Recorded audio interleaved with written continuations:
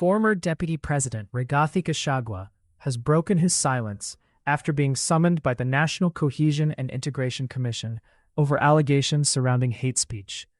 The development has sparked widespread public interest, with many waiting to hear Gachagua's response and his side of the story. In this video, we take a closer look at what happened, why he was summoned, and the key message from Gachagua following the NCIC summons. Stay with us for the latest details. Kasongo ametuumiza sana kama watu ya mlima. Kwanza anatumia KRA sana kuangaisha jamii kwa mambo ya biashara. Unfortunately for us, it's very embarrassing that kiongozi kutoka Laikipia ndio amewekwa pale kama chairman wa KRA kuumiza watu wao. Yeye ndio anashikana na Kasongo kuumiza watu wetu. Huyu Nderitu Muriithi. Na anafikiria watu ya Laikipia ni watu wajinga. Ati ya kwamba yeye ataumiza jamii wakiwa na Kasongo kwa KRA, ati pale mwisho watoke kwa Kasongo, ati akuja achaguliwe akuwe gavana wa Laikipia. Watu ya Laikipia wanaweza kubali? Wanaweza kubali? People are not foolish. How do you persecute a community and you want to come and be their leader? Why umekubali kutumiwa na Kasongo kuumiza watu wetu? People are crying, agents and notices wanawindwa kama wanyama. Watu wakiona KRA wanafunga maduka. Kila mtu yuko na pesa anaandikiwa barua. Hata mimi nasikia wananitafuta. Lakini mimi hata kuna kitu ya kuchukua, alichukua kila kitu. Sasa hata hiyo KRA leo wanifunge sasa. kuna kitu ya kuchukuliwa? Alezo wachukue pasta dokas ama watoto. Kama KRA anaweza chukua. So wewe Nderitu Muriithi, please. Wewe kana Kasongo akutumie kumaliza watu wetu mpaka next year. Tukiwa na uchaguzi tufukuze Kasongo na tufukuze wewe. Lakini don't try to think that tunaweza kuja Laikipia ati baada ya kuumiza watu wetu kwa KRA umetumiwa na Kasongo kuumiza watu wetu, ati ukuje pale ati watu ya Laikipia wakuchague. Hawezekani. So Laikipia people, nataka tukashua mimi sina any preferred candidate. Mkija hapa tukipiga picha, it means nothing. Ukiona your opponent amepiga picha na inamsaidia, wewe ukuje asubuhi na wewe upige. Si ndio? Na hii picha mimi silipishi. Kama ningekuwa nalipisha hii picha, saa hii ningekuwa milionea. Hii picha nimepigwa mpaka macho karibu nachomeka. Watu kila mtu picha. Wengine wanasitumia kutisha wengine. Usitishwe na picha. Ukiona anakutisha, amepigwa leo asubuhi, kuja. Weka picha yako. Si hata leo mnataka picha? Itamsaidia? Basi tupige picha. Kwa sababu ndio niseme jambo moja alafu ni ya kitaifa alafu tuongee mambo kidogo ya nyumbani. Nimeona huyu Kasongo jana kwa mambo ya SHA. Anadanganya wa Kenya that SHA is working. Is SHA working in Laikipia? No. Where does this man live? Kwani ama ni kwenda safari anakuaga mgeni Kenya? Mpaka mambo ya Kenya haelewi. Tangu nikuje hapa sasa karibu 60 days. Every delegation imekuja hapa. Malalamishi is that SHA is not working. Watu wanalia NHIF was much better. Isaidie wa Kenya. Huyu Kasongo akafanya corruption. Akaondoa NHIF, akalete SHA, ikalipwa 104 billion. Hiyo system ni ya 800 million. Kasongo na watu yake Duale na wengine wakaiba 103 billion 200 million. Ndio hii pesa anazunguka naye hapa kuhonga watu.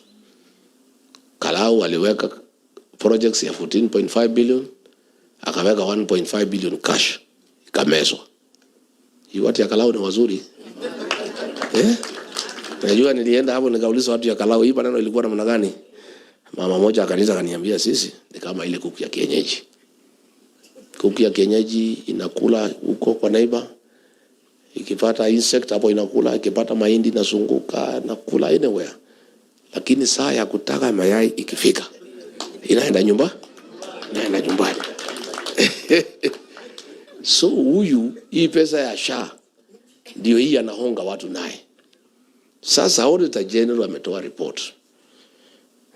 Despite ile uongo ya jana, anasema one, despite the government paying 104 billion, it does not own that system. It is owned by a private entity. Na tumelipa pesa ya public 104 billion. Number two, iko a private company. Kila payment inafanywa, wanachukua 2%. Hiyo kampuni ni Adwale na Kasongo. Headquarter yake iko Dubai. Ndio unaona Kasongo every 2 weeks anatoka na kibia Dubai kuchukua pesa, na anatoka usiku. Hata ile siku alikuwa Kisumu, alitoka usiku na ndege private akakibia Dubai, the following anaenda kuchukua hii pesa ya SHA. Every payment ya hospitali, every claim hospitali inafanya, hii kampuni ya Kasongo ina deduct 5%. 5%. Kuna ingine inaitwa tracking fee 1.5%. So inaenda 6.5%. Songo per year is 9.5 billion. This man is stealing from the sick. After hii kuiba mambo ya barabara ya nini, amefika kiwango hana utu, anaibia wagonjwa. These are sick people. Every year he is stealing 9.5 billion. Na pale walikuwa wameiba 103 billion. And that is why kila Mkenya anasema Ruto ni one term. Number two, it is the cardinal responsibility of any government anywhere in the world to provide security to its citizens. Sisi tunasema hata kama Ruto ameharibu uchumi, ameharibu masomo, ameharibu matibabu, amepora Kenya, amewaibia Kenya kila kitu, at least he should provide security to the people of Kenya. He has suspended the rule of law. The country has been taken over by goons. Kipchumba Murkomen is a minister for goonism and coordination of state terror. Raymond Omolo ako na gangs na ndio mwenye kutumia pesa ya confidential expenditure kulipa goons. Pale Homa Bay hawa Wajaluo wameumizwa. Kasongo ametuumiza hapa Mlimani for 2 years, lakini hatujafikisha ile kiwango ameumiza Wajaluo. Hapo hata jana tulikuwa hapa na akina Metho tunasema sisi hata bado ubea hii Wajaluo wameumizwa. Lose against lose. Polisi moja amekufa, 4 civilians are dead. Watu karibu 30 wamekatakatwa na mapanga. Kanisa 2 zimeumizwa. Mahoteli 2 imeharibika. Magari imechomwa, ingine imeharibika. Ati Ruto alinunua ODM. Ati alikuwa ameambiwa amenunua ODM pamoja na Wajaluo wakiwa ndani. Na Wajaluo unajua ni watu kichwa ngumu. These are very serious people. The Luo nation. Kwanza kwa masomo. This community is above everybody else. They are very intelligent people. It's a very dignified community. You cannot buy laws. And nobody can sell them to Ruto. These are people who make independent decisions. It's a community that has a track record in the liberation of this country and fighting for a new constitution. How Ruto was cheated by Junet and Wanga and Oburu that they can sell the Luo community to him, I don't know how he believed it.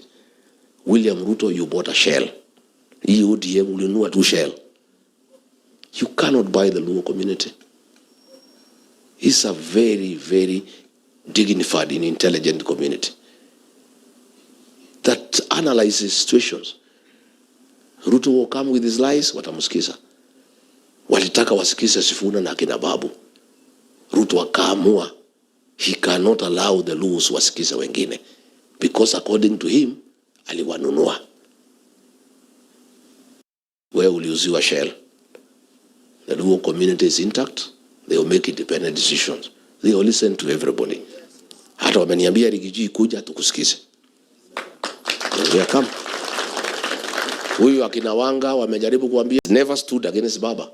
Alishidana na Ruto. Siku Wajaluo wameuawa, Rigiji was not president. Ruto ndiye alikuwa president. Huyu Rigiji ni adui yetu, ni nini ametufanyia? Na anatetea wa Kenya. Ametetea Gen Z, including the Luo nation. Anasema SHA is not working. The Luos are suffering. Anasema education has collapsed. The Luos who really appreciate the value of education are victims. And the people love me there, wanataka kunisikiza. Nimesikia akina Wanga anasema hatuwezi fanya na Rigiji, hatuwezi fanya na Junet. Mimi kwanza siwezi kubali kufanya na nyinyi. Si nitaanguka. Any side Junet ako, si lazima ianguke. Na ile Profesa Makau Mutua na Atuoli, pahali Atuoli yako sini ya kuanguka. Pahali Sabina Chege yako sini ya kuanguka. Saa ile hii Junet Mohamed, huyu Profesa Makau Mutua, huyu Oburu wameenda kwa Ruto, ndio tulijua Ruto ameanguka, tumemshinda. Those people are bad omen to any leader. Any side walikaa na Raila for 5 years. Raila anakuwa na umaarufu. Hiyo watu wanachokora because they are bad omen to the leadership of this country. Even when Raila had the support of Uhuru Kenyatta, the support of the Kikuyu nation, because ya kuwa na akina Atoli, akina Junet Mohamed, akina Profesa Makau Mutua, akaanguka. Hiyo watu hatutaki hao kwa timu yetu. Hata wakija we cannot accept them, because Junet akija kwetu tutaanguka. Atoli akifika tutaanguka hata kabla uchaguzi ufike. Huyu Profesa Makau Mutua ni magazeti unaandika, lakini mtu ya kuangusha watu. So wewe Junet, please, you people have never been on any side that has won. The side you are on ni ya kuanguka. Hatutaki nyinyi kwetu. So kusema ati mwezi fanya kazi na sisi, it is us who cannot agree to work with you. Na hapo kwa Nyanza hiyo, mimi nataka kuweka nyinyi na nyinyi bet watu ya Laikipia. Nataka tuweke bet. Ruto akifikisha 30% ya Wajaluo, mkuje hapa mchukue shilingi milioni 1. These are very intelligent people. There is no way they can vote for anybody who killed Gen Zs. There is no way the Luo nation will vote for anybody who has destroyed the education system of this country because they value education. There is no way the Luo nation will vote for anybody who has destroyed the healthcare system. There is no way the Luo nation will vote for anybody who lies without blinking. Leader mwananchi wamesukuka huko, wameshangaa, wanaambiwa tuko broad base, but there is no road. Wameuliza nyinyi hii broad base inamaanisha nini? There is nothing. So sisi tunauliza watu ya Nyandarua kupanguza hii madugu zetu Wajaluo vile wameumia hapo Homa Bay. Those 2 boats that were brought in Kalau, because they have no work there. Huko hakuna samaki, hakuna chochote. Ilikuwa tu ya kudanganya watu wa Kalau.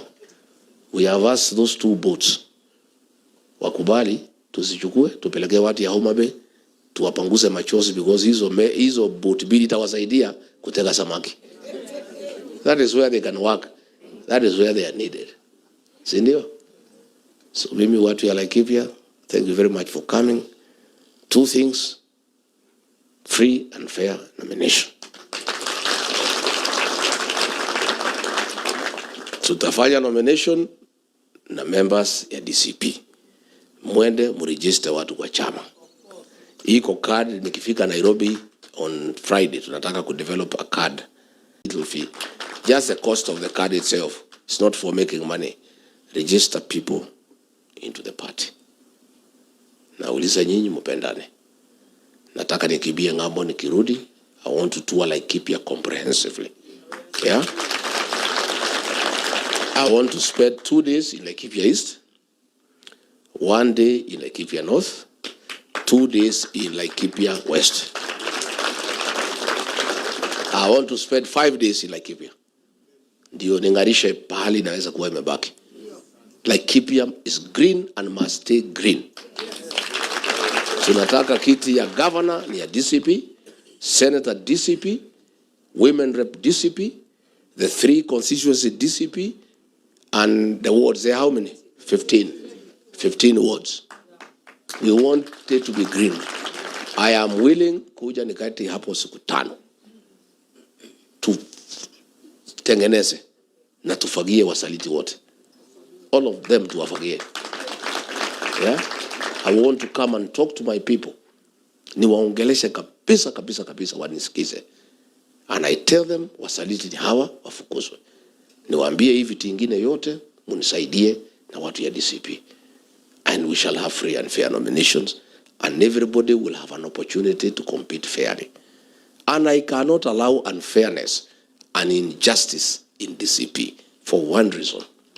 I'm a victim of unfairness. I'm a victim of injustice. I cry for justice. I cannot be crying for justice and then allow injustice to happen to my people in Laikipia or elsewhere in the country. I want to assure you that I have no preferred candidate. Everybody will get an opportunity ya kuchagua kiongozi ambaye anataka. And kwa sababu hii uchaguzi yetu itaishia nomination, ile si ile wasaliti. Akina Sara Kolere ambaye anatukana jamii nzima. And I don't know huyo Sara ni hesabu gani anafanya. Wewe unatukana whole community iko na 18,000 votes. And then you still expect to go and cheat them. Ati ulikuwa unatukana Gachagua sio jamii. Kwani iko tofauti ya Gachagua na jamii? Si is one and the same thing. Yes. Na anatutukana mbele ya bishop wa Catholic. Bishop seated there. Bishop wa Catholic. Mama anachukua microphone, anatukana jamii nzima. Najua hii watu wamekaa na kasongo, kiburi imejaa kwa kichwa. They can abuse anybody, even when a bishop is seated there. And for that insult, she must pay on the ballot. Si ndio? Mimi nimeona watu wakijaribu kusema ati nimesema ati agency ya Ruto. What I have said and I want to explain and nisisitize. In these areas, kwanza hii ya mlima, will persuade everybody to vote against Ruto. Yes. Persuade everybody to be on our side to the extent that Ruto atakosa agents. Akitafuta mtu ya kusimamia kura yake anakuta si ndio? That's what we are going to do. We are not saying tutazuia agent. No, we are saying atajaribu kuuliza nani atakuwa agent. Mtu anasema acha nifikirie. Akimuuliza anasema acha niulize bibi. Kwanza ukisikia mtu amesema acha niulize bibi, hiyo maneno amekataa. Unajua mimi najua hii watu wetu. Ukienda kununua plot na mtu hataki kuuza, anasema ni sawa nimesikia, acha niongee na Unajua amekataa? Amekataa. Sasa wanaume tunataka mkiambiwa mkue agent ya Ruto, unasema acha niongee na si ndio? Na mama anasema acha niongee na mzee. Kasongo akwame asikwame? Akwame kabisa. He has humiliated this community. He has persecuted the community. How can he possibly get agents ya kusimamia kura yake? I am asking all people here to reject, to refuse kuwa agency yake wa uchaguzi. Na vita yetu na Ruto si ya nje, ni ya uchaguzi kwa debe. We want to fight him through the constitutional means. We want to remove him through the ballot. Na hii vita yote analete ya wahuni akitumia Murkomen na Raymond Omolo. Anataka kususha ghasia ndio uchaguzi yairishwe for 2 years aendelee kwa kiti. Because amejua anaenda nyumbani. All these goonisms you are seeing, there are 104 gangs. They are being funded by Murkomen and Omolo to cause chaos in the country so that they can postpone the general election. And that is why umeona huyu chairman anaitwa Ethical ni mtu ya Ruto. Akisema ati kama iko shida uchaguzi wa Ruto, wewe toa ghasia, lete fujo, alafu mimi niairishe uchaguzi. I want to tell Ethical, the constitution of Kenya is very clear that an election for the president and no other leaders must be held every 5 years.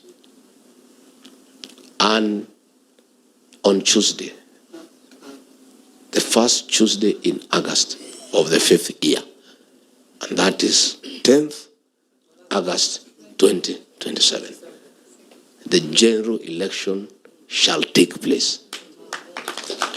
And the people of Kenya will have an opportunity to elect a new president. And they'll have an opportunity to elect governors, senators, women reps, members of parliament, and members of the county assembly. What Ethicon must tell us is the level of preparedness.